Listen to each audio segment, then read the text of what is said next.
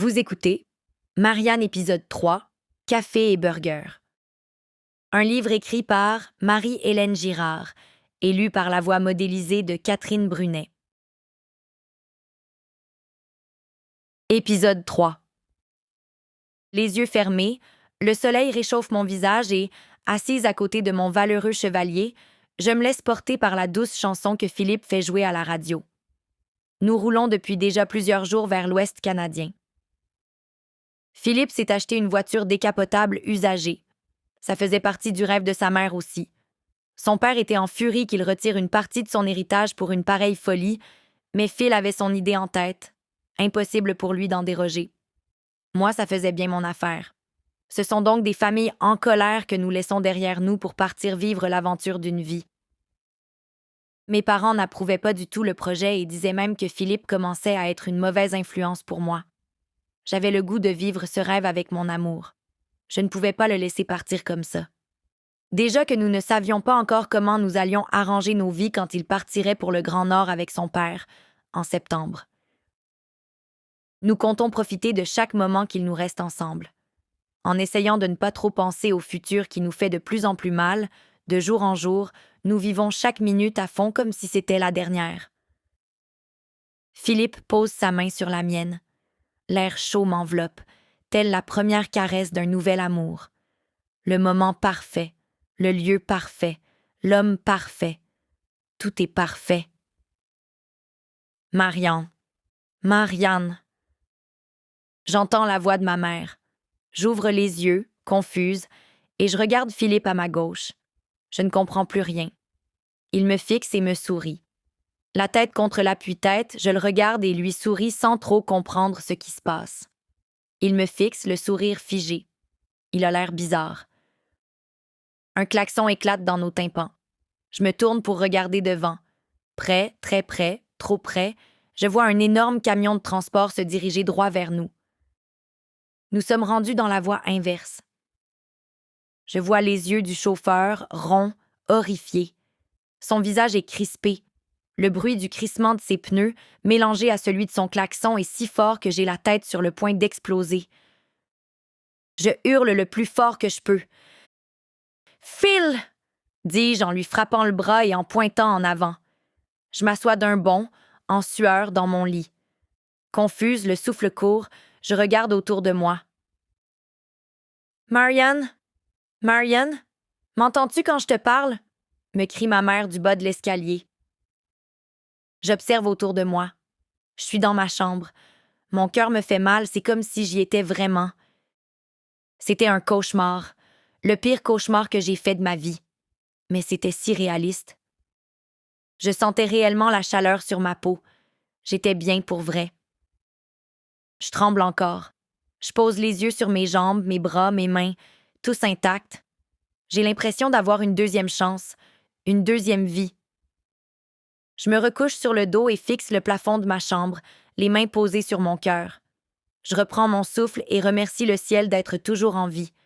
Je sens mon cœur battre fort sous mes mains moites et tremblotantes.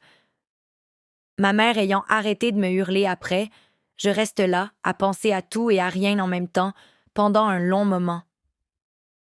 Chaque fois que je ferme les yeux, je revois Philippe, le sourire figé qui me regarde. Je revois la collision imminente. Je n'ose plus fermer les yeux. Je repense à hier. Hier, Philippe m'a fait une grande demande. Il m'a demandé de partir avec lui dans l'Ouest canadien à la fin des classes. J'avais le goût de lui hurler tout de suite. « Oh oui, je le veux! » Mais je ne sais pas, on dirait que je voulais prendre une nuit pour y penser. Je ne suis pas certaine que la nuit m'ait porté conseil. Elle m'a plutôt troublée. Je suis du genre à croire aux signes, au destin. J'y crois même un peu trop pour être honnête. Le genre de fille qui pourrait dire non à un beau voyage juste parce qu'elle a fait un mauvais rêve à propos du dit voyage. Et si ce rêve était un signe pour me dire de ne pas y aller, si c'était prémonitoire, ça ne me prend vraiment pas grand-chose pour me faire des scénarios. Avant ce rêve merdique, j'allais dire oui à Philippe aujourd'hui. J'en ai tellement envie. Honnêtement, la seule chose qui me faisait hésiter, c'est la réaction de mes parents. Je sais qu'ils vont péter une solide coche, qu'ils me diront que je suis trop jeune, que ça n'a pas d'allure, que ça coûte trop cher, que c'est dangereux. Je pourrais presque écrire une liste de toutes les mises en garde qu'ils me feront et la leur remettre pour être sûr qu'ils n'en oublient pas. Je les connais comme si je les avais créés, ces parents. Ils sont bien cool, mais tant que je suis à portée de bras pour eux, tant qu'ils peuvent garder un œil et un contrôle sur moi. J'aurai 16 ans au moment du voyage. OK, je ne serai pas majeure, mais après, ça change quoi? Des gens de cet âge partent en appart des fois, d'autres ont des enfants, d'autres ne vont même plus à l'école et travaillent. Je peux bien partir en voyage avec mon chum? Ce n'est pas si sorcier.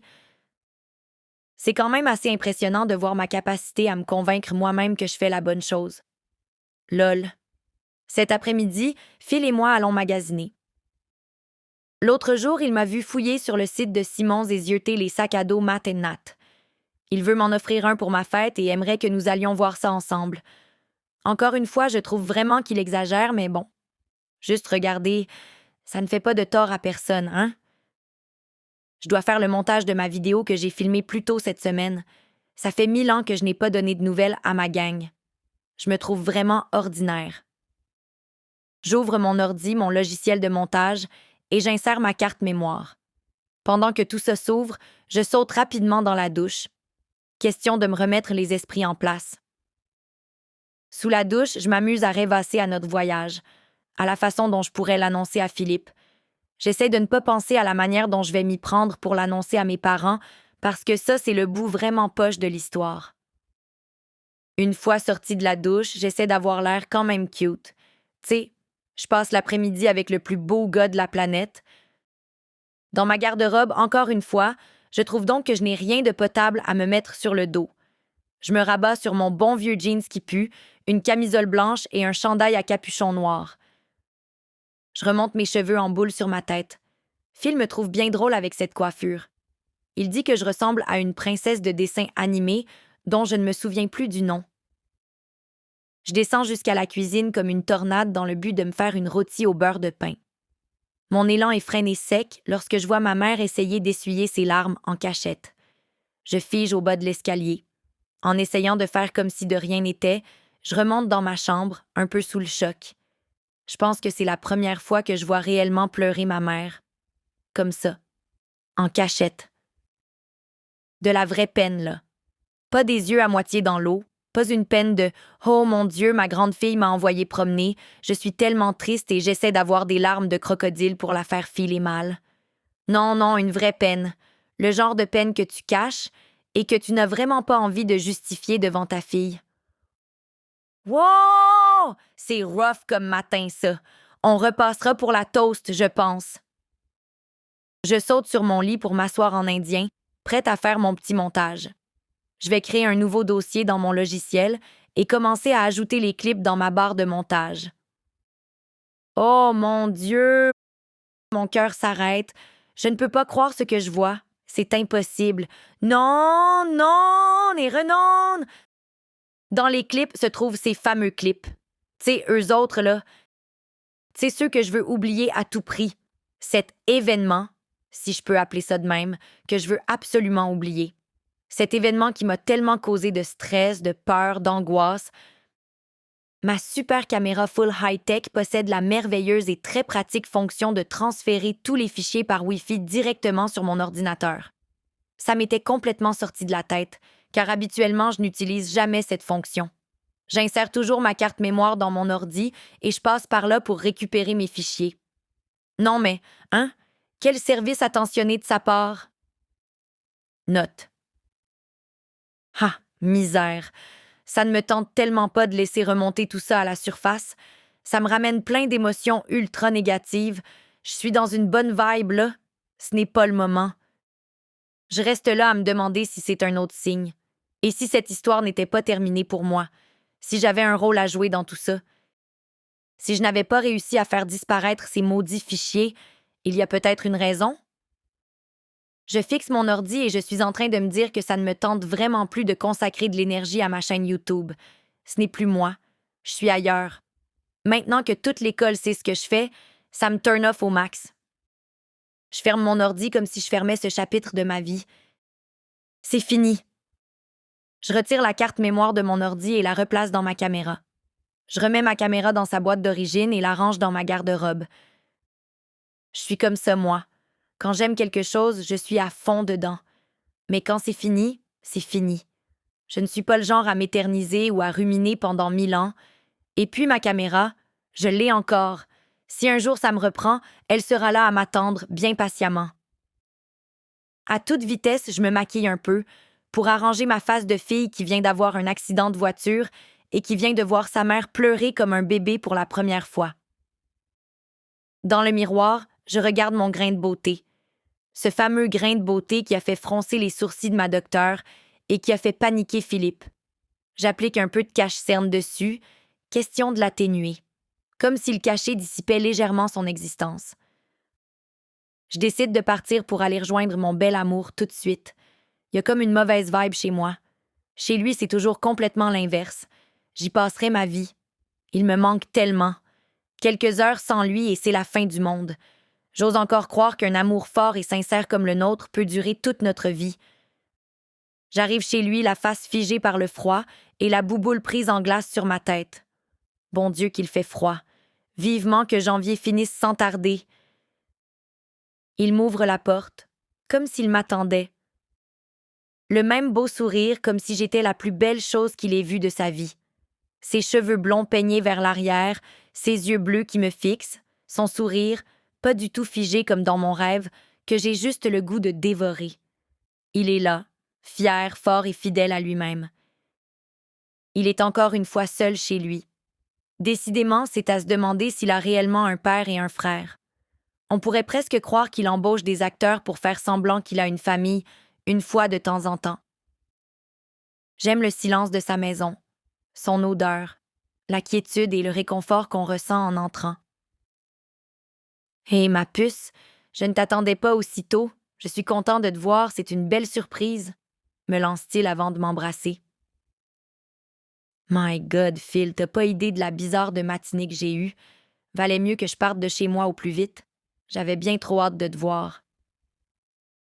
Je décide de ne pas lui raconter mon rêve. Pour lui, le voyage est comme une grosse bulle de bonheur, un but qu'il va enfin atteindre, le summum de sa vie. Ce voyage représente pour lui la possibilité de faire revivre sa précieuse maman qui a été emportée par le cancer. Pas question que je sois celle qui ajouterait une ombre au tableau. Je décide par contre de lui raconter l'épisode de ma mère qui pleurait et les clips téléchargés dans mon logiciel de montage. Je lui dis que c'est peut-être un signe que l'univers m'envoie. Il éclate de rire en me lançant, plein de bienveillance. « Mary, tu vois tellement des signes partout. Tu me fais rire, toi? » Ben quoi? Avoue que c'est bizarre. Je te le dis, Phil, je suis en train de me demander si je ne devrais pas faire quelque chose avec ça. En m'attirant vers lui, il ajoute mi-sérieux, mi-blagueur. « OK, on peut se rendre au poste de police plutôt que d'aller magasiner si tu veux. » Là, c'est moi qui pars à rire. « T'es con, Phil. Nous devons nous rendre au centre commercial en autobus, puisque son père et son frère sont partis à Québec en tournoi, avec la voiture, pour la fin de semaine. J'aime bien nos voyages en autobus. Ça nous permet d'être plus près l'un de l'autre, de parler de plein de choses. Je vois que Philippe attend quelque chose. Ma réponse, j'imagine. Il a sûrement le goût de me demander si j'ai pris ma décision. Mais je me plais à le faire languir un peu. J'ai ma petite idée sur la manière que je vais lui annoncer. Une fois que nous sommes arrivés au Simons, il est super sweet, comme pour faire changement. Il a l'air d'un gars qui s'intéresse full au sac à main. Il est drôle. Il en essaie même pour voir lesquels sont les plus confortables. Nous passons un bon moment. Nous rions, blaguons, nous nous collons et nous embrassons comme si nous étions seuls dans le magasin. Juste à côté des sacs à main, un rayon de lunettes de soleil. Pendant que Phil teste les fermetures éclairs d'un sac à dos, je mets une paire de lunettes et lui lance. « Hé, mon amour, est-ce que tu penses que j'aurais besoin d'une ou de 2 paires de lunettes pour notre voyage dans l'Ouest? » Tu me niaises? Mary, t'es pas drôle. Est-ce que tu me niaises? Si oui, c'est pas cool. Tu ne peux pas niaiser avec ça, tu le sais. Es-tu sérieuse? Tu veux venir avec moi? Me demande-t-il au bord de la panique. Mes mains sur ma bouche comme pour retenir des mots qui voudraient sortir sans mon consentement, j'explose. Oui, Phil, oui, je veux aller avec toi. Je veux qu'on vive ça ensemble. Depuis le premier jour que tu m'as parlé de ton projet, j'en rêve. Il n'y a rien ni personne qui pourra m'en empêcher. Je t'aime, Phil, et je te suivrai à l'autre bout du monde si tu me le demandais. Il m'enlace et me donne un baiser en guise d'ultime remerciement. Je sens son souffle court. Je sens qu'il a le moton. Nous restons là un bon moment, jusqu'à ce qu'il décolle ses lèvres des miennes, qu'il prenne mon visage entre ses mains et me dise « On prend les lunettes. Elles te vont à ravir. » Nous éclatons tous les deux de rire. Il m'achète les lunettes de soleil. Ces lunettes représentent maintenant le premier symbole d'engagement face à notre beau projet commun. Main dans la main. Nous espérons que vous avez apprécié cet aperçu. Pour continuer à écouter ce livre audio sur Google Play Livres, utilisez le lien dans la description de la vidéo.